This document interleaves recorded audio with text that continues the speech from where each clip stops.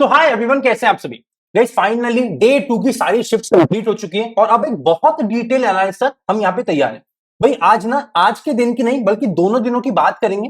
सबसे पहले डे 2 का एक प्रॉपर एनालिसिस करेंगे, फिर आठों की आठ शिफ्ट का एक कंपैरेटिव एनालिसिस करेंगे। भाई आठों शिफ्ट में सबसे मुश्किल शिफ्ट कौन सी थी, बीच की शिफ्ट कौन सी थी और थोड़ी आसान कंपैरेटिवली थोड़ी आसान शिफ्ट कौन सी थी। इसी के साथ फाइनली वीडियो के एंड में बात करेंगे भाई इस बार का एक्सपेक्टेड कट ऑफ कितना रह सकता है। ठीक है, मतलब ऑल इन ऑल इस वीडियो के बाद आपको आपके सारे क्वेश्चंस के जवाब मिल जाने चाहिए, ऐसी पूरी उम्मीद है। तो आइए चलिए जल्दी से स्टार्ट करते हैं, एक एक करके सारी चीज समझते हैं। भाई सबसे पहले बात करें डे 2 की, तो आज के दिन में जो टोटल 4 शिफ्ट हुए हैं भाई उनका ब्यौरा हमें क्या बताता है। तो मैं यहाँ पे एक एग्जांपल आपको देता हूं। भाई आज का ना जो रीजनिंग का पेपर था वो कल के कंपैरिजन में थोड़ा इजी आ गया। इवन दो आज भी बच्चे फंसे हैं भाई, ब्लड रिलेशन में बहुत ज्यादा स्टूडेंट फंसा है। एक वो आ गई थी कंपैरेटिव वाली पजल आ गई थी, किसी में डेजिग्नेशन वाली पजल आ गई थी, उसमें भी बच्चे फंसे। पर यहाँ पे ओवरऑल आज क्या देखने को मिला कि स्टूडेंट ना कल की चारों शिफ्ट से बहुत सारी चीजें सीख के गए थे। और जो बहुत सारे एनालिसिस में मैंने बार बार यही बोला कल के पूरे एनालिसिस में कि ब्लड रिलेशन पे ज्यादा फोकस मत करो। पेपर में ब्लड रिलेशन अगर आता भी है तो उसको बाद के लिए रखा करो, स्टार्टिंग में मत करा करो। तो बहुत सारे स्टूडेंट जो आज ब्लड रिलेशन छोड़ के बाकी सारे क्वेश्चंस बनाने लग गए। इस वजह से आज के चारों ही शिफ्ट में आप देखोगे, नहीं तीन शिफ्ट में, शिफ्ट 1, शिफ्ट 2 और शिफ्ट 4 में आप देखोगे कि रीजनिंग नंबर ऑफ अटेम्प्ट कल के मुकाबले थोड़े ज्यादा है। मतलब कल जहां भी एवरेज अटेम्प्ट की बात कर रहे थे 21-22 से लेके 23-24 की, आज से नंबर इंक्रीज होके 22-23 से लेके ये नंबर फिर 27 के ऊपर वाले भी हैं, पर हाँ मुझे 22-23 से लेके 27 वाले बच्चे आज की बाकी तीन शिफ्ट में बहुत ज्यादा देखने को मिले। ठीक है, इसके साथ इंग्लिश की बात करें। अब देखो एक एक बहुत ही गजब चीज क्या हुई आज के पेपर में। सबको सब यही बोल रहे हैं कि भैया आज का जो इंग्लिश का पेपर था वो था डिफिकल्ट। सब ने यही बोला है कि आज का जो इंग्लिश का पेपर था भैया बहुत ज्यादा डिफिकल्ट था। और सबसे खास बात क्या है, सबसे ज्यादा अटेम्प्ट भी बच्चे इंग्लिश में ही करके आए हैं। भाई मुझे ये समझ नहीं आ रहा, इंग्लिश का पेपर मुश्किल आया, तुम्हें यहाँ पे संभल संभल के क्वेश्चन करने चाहिए थे, विद एक्यूरेसी कम क्वेश्चन भी बनाते तो तुम्हारा काम हो जाता। ठीक है, स्टूडेंट कैसे क्वेश्चन करके आए, 23, 25, मुझे 30 आउट ऑफ 30 वाले बच्चे मिल रहे हैं आज। और इक्का दुक्का नहीं, कम से कम 12-15 स्टूडेंट मुझे ऐसे मिले हैं जो बोल रहे हैं भैया 30 आउट ऑफ 30 करके आ। भाई तुम 30 के 30 में एक्यूरेसी 100%, मैं कह रहा हूं, मैं एजुकेटर हूं, मैं एक्सपेक्ट नहीं कर सकता। तुम किसी और एजुकेटर से पूछ लोगे इंग्लिश के, भाई 100 आउट ऑफ 100 एक्यूरेसी मेंटेन करना बहुत मुश्किल है इंग्लिश में, और तुम 30 आउट ऑफ 30 करके आ गए। मुझे एक भी स्टूडेंट नहीं मिला, सच बता रहा हूं, एक भी स्टूडेंट नहीं मिला जो बोले भैया मैंने 20+ क्वेश्चन नहीं करे। या तो 20 या 20 से ज्यादा इंग्लिश में करके आए। और यही सबसे बड़ा प्रॉब्लम तुम्हारा आज रहेगा। तुम्हारी जो पेपर में एक बहुत बड़ा जो फैक्टर प्ले करेगा ना आज, वो मैं बता दूं, वो होगा नेगेटिव मार्किंग। और ये नेगेटिव मार्किंग तुम्हारी आएगी बस और बस इंग्लिश से, जो भर भर के अपने अटेम्प्ट ज्यादा दिखाने के लिए, कूल बनने के लिए, जो काफी सारे स्टूडेंट इंग्लिश में ज्यादा अटेम्प्ट करके आए हैं, अगर भाई एक्यूरेसी थोड़ी भी आगे पीछे हो गई, नेगेटिव मार्किंग तुम्हारा पेपर में, एक तो नॉर्मलाइजेशन होगा, बहुत बड़ा गेम होने वाला है नॉर्मलाइजेशन का, ऊपर से नेगेटिव मार्किंग के बाद मुझे ऐसा लगता है आज के स्टूडेंट बह गए हैं। आज के स्टूडेंट बहे हैं, इवन दो कंपैरेटिवली कल के मुकाबले कि भैया रीडिंग कॉम्प्रिहेंशन लेंदी थे, कॉम्प्लिकेटेड थे, पर फिर भी हो पा रहे थे। और कल तो स्टूडेंट सीधा बोल रहे थे कि भैया इतना इनडायरेक्ट क्वेश्चन आया है कि पल्ले ही नहीं पड़ रहा। आज ट्रू फॉल्स वाले क्वेश्चन आए, परेशान आज भी हुए हैं। पर आज पता नहीं कैसे क्या चमत्कार हो गया है, सबके सब 20+ वाले हैं। और अब मुझे जैसे ही 20+ इंग्लिश में बहुत ज्यादा दिखने लग जाता ना, मेरा ना नेगेटिव वाली घंटी मेरी बजने लग जाती है दिमाग में ना, वो टिंग टिंग टिंग होने लग जाता है कि नेगेटिव मार्किंग तुम अपनी ना करवा लो। ठीक है, और फाइनली क्वांट की बात करें तो आज के पेपर में एक एक एक नई चीज हो गई। क्या भाई, कल जैसे केसलेट बहुत ज्यादा आ रहा था, आज क्वांटिटी 1 क्वांटिटी 2 वाले क्वेश्चंस बहुत आ गए। इस वजह से आज के क्वांट के नंबर ऑफ अटेम्प्ट कम है।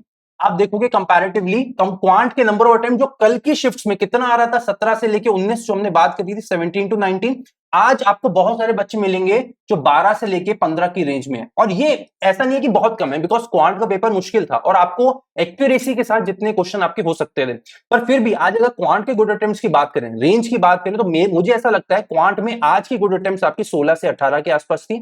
अगर बहुत अच्छा मतलब 100% एक्यूरेसी तो रहती है, बाकी इससे कम वाले स्टूडेंट आज काफी मुझे मिले हैं, पर फिर भी मुझे 16-18 वाली रेंज काफी ज्यादा सुटेबल लगी। ठीक है, एक एक करके सेक्शन वाइज बात कर लेते हैं।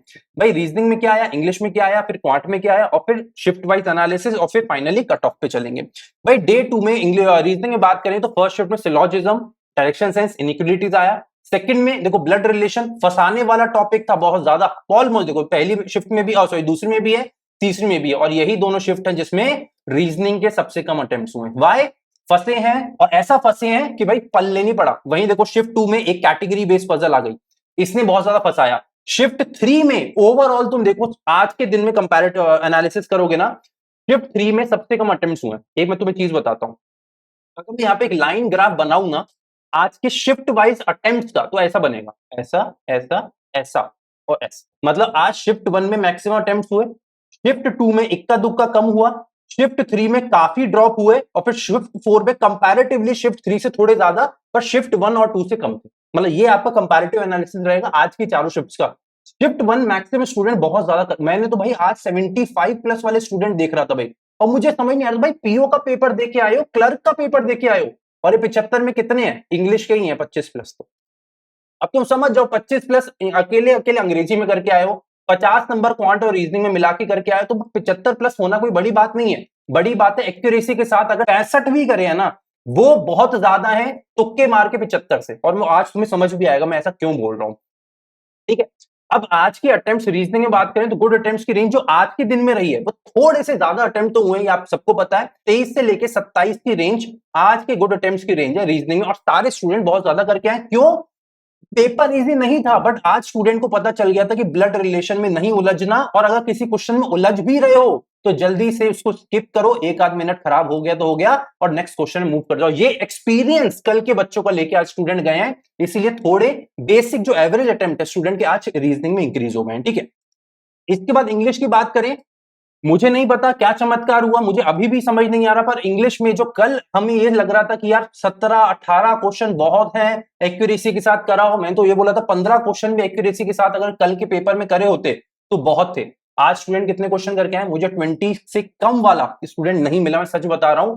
और क्या करके आए हो? मुश्किल पेपर आया है, आरसी मुश्किल, एरर डिटेक्शन में प्रॉब्लम, फिर वही इनकरेक्ट करेक्ट दोनों थे, मिक्स क्वेश्चन थे, किसी में इनकरेक्ट पूछ लिया किसी में करेक्ट पूछ लिया, यहां फंसाया।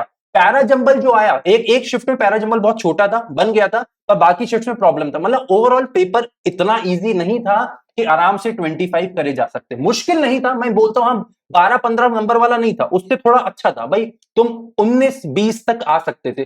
पर सब अगर एवरेज स्टूडेंट 20 प्लस करके आता है ना, तो मुझे सही में डाउट होने लग जाता है कि तुमने क्या कहीं केयरलेसनेस की वजह से, या रीजनिंग में नंबर ऑफ अटेम्प्ट शायद कम हो गए तो लगा अब इंग्लिश में बढ़ाने पड़ेंगे, भाई कंपनसेशन करना पड़ेगा, कंपनसेट करना पड़ेगा, इस थॉट से अगर तुमने, आई होप कि ना करा हो और तुम्हारी एक्यूरेसी इंग्लिश में बहुत अच्छी हो, क्योंकि ओवरऑल आज number of attempts, average number of attempts English में इंक्रीज हो गए। जो कल तक मैं 17-18 बोल रहा था, 19 से 21 की एवरेज अटेम्प्ट्स है स्टूडेंट की, सब के सब पता नहीं क्या करके आए हो मुझे नहीं पता, but I am pretty I hope to God, भाई मैं भगवान से दुआ करूंगा कि भाई तुम्हारे एक्यूरेसी 100% रहे या 90% तो रहे, बिकॉज इंग्लिश में अगर इतनी नहीं है ना तो नेगेटिव मार्किंग मार देती है उसके बाद, इंग्लिश में प्रॉब्लम यही है।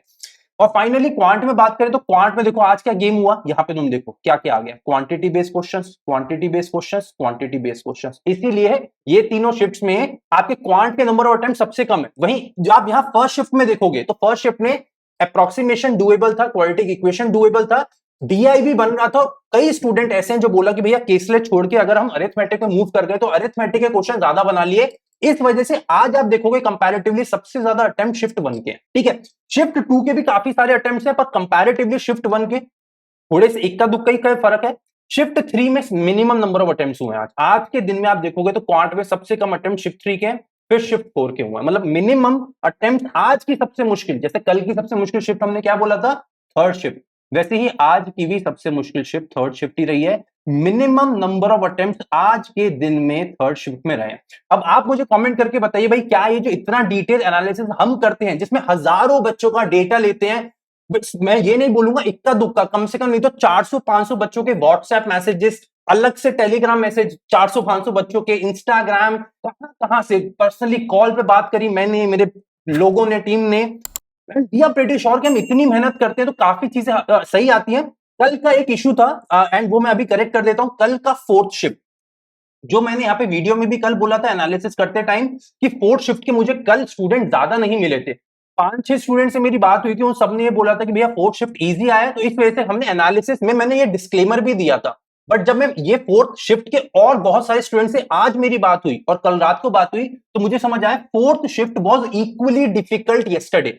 मतलब शिफ्ट 1, शिफ्ट 3 और शिफ्ट 4 तीनों ही मुश्किल आए थे कंपैरेटिवली। शिफ्ट 3, शिफ्ट 4 काफी मुश्किल थे, फिर शिफ्ट 1 और फिर शिफ्ट 2, कल की डे 1 की बात कर रहे हैं तो कल का शिफ्ट 4 वाज वेरी डिफिकल्ट। ठीक है, तो यहां तक हो गया। अब जल्दी से शिफ्ट वाइज एनालिसिस की बात कर लेते हैं। आठों दिन की सारी शिफ्ट को कंपेयर कर लेते हैं। ठीक है, ऑल 8 शिफ्ट कंपेयर करेंगे और इससे आपको बहुत डिटेल एक ज्ञान मिल जाएगा कि भाई कैसा कैसा एग्जाम हुआ था। मैंने 3 लेवल में चीजों को बांट दिया, लेवल 1, लेवल 2, लेवल 3। लेवल 1 मतलब सबसे मुश्किल शिफ्ट, लेवल 2 मॉडरेट और लेवल 3 जिसमें सबसे ज्यादा अटेम्प्ट हुए स्टूडेंट के। ये अटेम्प्ट वाइज मान लो, लेवल 1 में सबसे कम अटेम्प्ट, लेवल 2 में थोड़े ज्यादा अटेम्प्ट और लेवल 3 में उससे थोड़े ज्यादा अटेम्प्ट। ठीक है, अब लेवल 1 में क्या आता है आपका, डे 1 की शिफ्ट 3 ऑब्वियसली सबसे मुश्किल शिफ्ट थी डे 1 की। डे 1 की ही शिफ्ट 1 वो भी मुश्किल थी और डे 1 की शिफ्ट 4। कल हमसे ये मिस्टेक हो गया था एनालिसिस करते टाइम कि जितना हमें 5-6 स्टूडेंट से एक बहुत छोटा हमारे पास सैंपल स्पेस था, उसमें लगा कि पता करके कि शिफ्ट 4 इजी आया है, बट नहीं, shift 4 was among the most difficult shifts yesterday, जहां पे एवरेज स्टूडेंट के अटेम्प्ट्स कितने हुए थे, 58 से लेके 61। ठीक है, वहीं आज की डे 2 की शिफ्ट 3 भी was among the difficult terms. Because difficult क्यों मैं बोल रहा हूं, बिकॉज आज का जो डे 3 मतलब डे 2 का शिफ्ट 3 था ना, यहां पे स्टूडेंट मेंटली प्रिपेयर्ड था, उसको सब कुछ पता था पेपर में क्या आना है, रीजनिंग में ब्लड रिलेशन नहीं करना है, यहां नहीं उलझना है, क्वांटिटी वाला एक वो क्वांटिटी 1 क्वांटिटी 2 तो चलो सरप्राइज हो गया, बाकी स्टूडेंट मेंटली प्रिपेयर्ड था। पर फिर भी नंबर ऑफ अटेम्प्ट शिफ्ट 3 के काफी कम है और आज की सबसे मुश्किल शिफ्ट भी शिफ्ट 3 ही है, बाकी तीनों में नंबर ऑफ अटेम्प्ट्स काफी ज्यादा हुए हैं। ठीक है, अब अगर इन चारों शिफ्ट में गुड अटेम्प्ट्स की रेंज की बात करें तो चारों ही शिफ्ट में मोटा मोटा आप देखोगे 61 से लेके 64 की रेंज में गुड अटेम्प्ट्स रहे हैं स्टूडेंट के। इससे कम वाले आपको मिलेंगे आज, स्पेशली शिफ्ट 3 में मैं स्टूडेंट देख रहा था जो 57, 58, 55 एवरेज वाले बच्चे भी मुझे बहुत मिले, बट एक एवरेज फिर भी 61 से लेके 64 इन चारों शिफ्ट्स में आपको एवरेज मिलेगा। ठीक है, वहीं अगर लेवल 2 की बात करें, मतलब डे 2 की आज की शिफ्ट 4 और शिफ्ट 2, आज की 2 शिफ्ट ये आपके मॉडरेट लेवल की थी। मतलब इन दोनों में जो आप नंबर ऑफ अटेम्प्ट्स देखेंगे स्टूडेंट के, वो आपको मिलेंगे 62, 63 से 67 की रेंज में।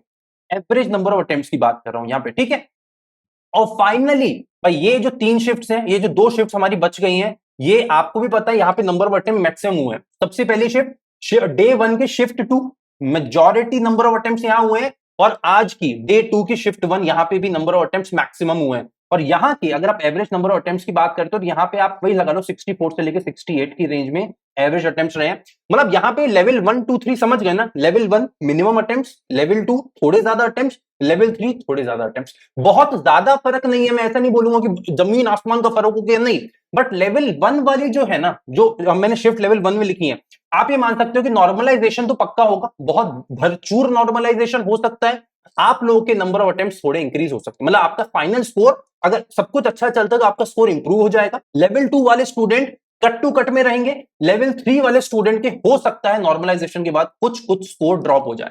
अब चाहे तो लेवल 3 वालों का स्कोर ड्रॉप हो सकता है, या लेवल 1 वालों का स्कोर इंक्रीज हो सकता है, या हो सकता है दोनों ही चीज हो जाए, बीच में एक नॉर्मलाइजेशन होकर बीच में हम इक्विलिब्रियम में पहुंच जाए, वो कुछ भी हो सकता है। बट लेवल 1 में आप जितने स्कोर करके आए हो अपने नंबर थोड़े ज्यादा ही एक्सपेक्ट करना, लेवल 2 में जैसा करके आए हो वैसा का वैसा ही मिलने वाला है शायद, और लेवल 3 में हो सकता है इक्का दुक्का नंबर आपका कम हो जाए। ठीक है भाई, यहां तक अब मुझे कमेंट करके जरूर बताइए कि जो हमने इतनी मेहनत करी है आठों की 8 शिफ्ट का, जो इतना डिटेल पूरे YouTube का सबसे डिटेल एनालिसिस हम जो यहां पे करते हैं, और पूरी बैंकिंग इंडस्ट्री में आपको इससे ज्यादा डिटेल एनालिसिस कहीं नहीं मिलता।